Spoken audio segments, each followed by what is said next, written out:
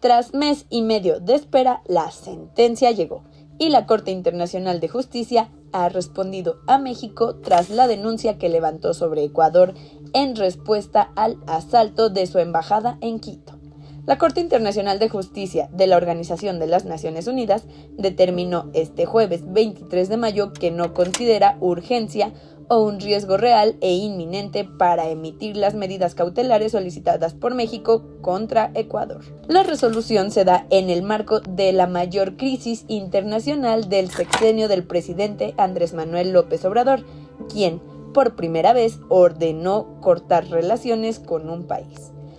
El máximo tribunal de la ONU decidió que las circunstancias tal y como son presentadas ante la Corte no son tales como para requerir el ejercicio de su poder, es decir, para indicar las medidas cautelares contra el gobierno ecuatoriano por asaltar la Embajada de México en Quito y detener a Jorge Glass.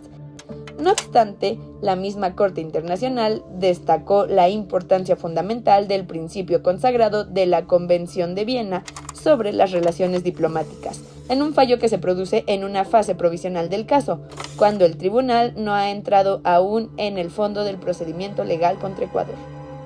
Ante esta situación, en su conferencia matutina del mismo 23 de mayo, el presidente Andrés Manuel López Obrador minimizó la determinación de la Corte Internacional. A su vez, el mandatario mexicano descartó cualquier posibilidad de reentablar el diálogo y la relación con la administración de Daniel Noboa, pues violó el derecho internacional y atentó contra la soberanía de México. Esto hasta que no se disculpen por la irrupción a la Embajada Nacional. Recordemos que la denuncia del gobierno mexicano en contra de la administración de Daniel Noboa consiste en 5 puntos. 1. Juzgar y declarar que Ecuador es responsable del daño que las violaciones de sus obligaciones internacionales han causado y siguen causando a México. 2.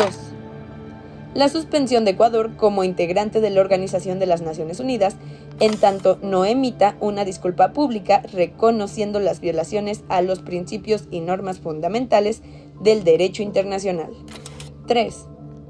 Juzgar y declarar que, en caso de una violación de los principios de la Carta de la ONU similar a la cometida por Ecuador, la Corte Internacional de Justicia es el órgano para determinar la responsabilidad de un Estado a fin de iniciar el proceso de expulsión en virtud del artículo 6 de dicha Carta.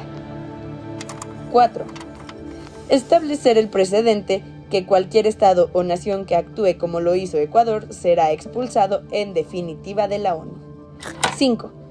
Es tan importante evitar la repetición de estos casos que el Tribunal Internacional de Justicia podrá presentar la expulsión del Estado que viole el derecho internacional de manera rápida y expedita ante el Consejo de Seguridad de la ONU, evitando el veto de sus miembros. Y bueno, por su parte, Daniel Noboa, presidente ecuatoriano, remarcó que está dispuesto a reanudar las relaciones diplomáticas con México e incluso invitó a López Obrador a echarse unos tacos y un ceviche para hablar sobre la crisis entre sus países. Ahora te preguntamos a ti, ¿qué opinas? ¿Estás de acuerdo con el fallo de la Corte Internacional de Justicia? Te leemos.